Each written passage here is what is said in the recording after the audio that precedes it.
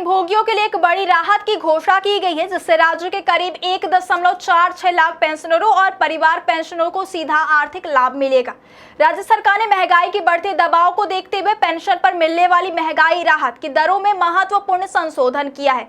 इस संबंध में विष्णुदेव साय के नेतृत्व वाली सरकार ने निर्णय लेते हुए वित्त विभाग को आवश्यक आदेश जारी करने के निर्देश दिए, जिसके बाद वित्त विभाग ने 8 अप्रैल को औपचारिक आदेश जारी कर दिए। नए आदेश के मुताबिक पेंशनरों को संशोधित दरों का लाभ 1 जनवरी 2026 से प्रभावी माना जाएगा, यानी इसे पूर्वव्यापी रूप से लागू किया गया है।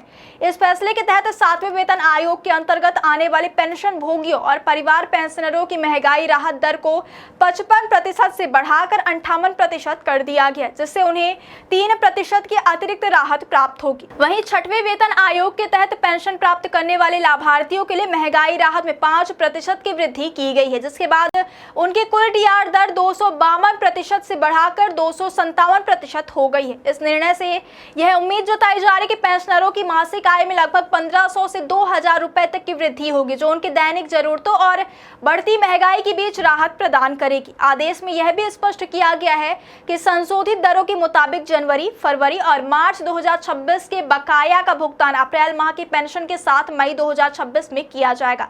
सरकार ने यह सुनिश्चित करने के निर्देश दिए हैं कि भुगतान प्रक्रिया पारदर्शी और समयबद्ध तरीके से पूरी की जाए, ताकि किसी भी पेंशन भोगी को असुविधा ना हो। इसके अलावा आदेश में यह भी उल्लेख किया गया है कि जिन पेंशन भोगियों ने अपनी पेंशन का कोई हिस्सा परिवर्तित कर लिया है, उन्हें महंगाई राहत केवल उनकी मूल पेंशन यानी परिवर्तन से पहले की राशि पर भी प्रदान की जाएगी।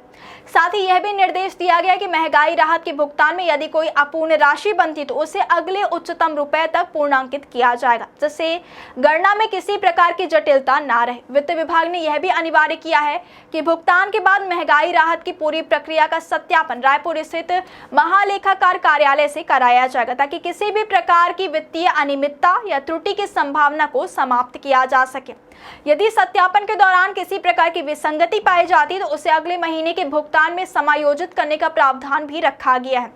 सरकार का यह निर्णय पेंशनरों के लिए राहत भरा माना जा रहा है, क्योंकि बढ़ती महंगाई के दौर में यह अतिरिक्त आय उन्हें आर्थिक स्थिरता प्रदान करेगी। कुल मिलाकर यह कदम राज्य सरकार की उस नीति को दर्शाता है जिसमें वरिष्ठ नागरिकों और सेवानिवृत्त कर्मचारियों के हितों को प्राथमिकता दी जा रही और उन्हें समय समय पर वित्तीय सुरक्षा प्रदान करने का प्रयास किया जा रहा है।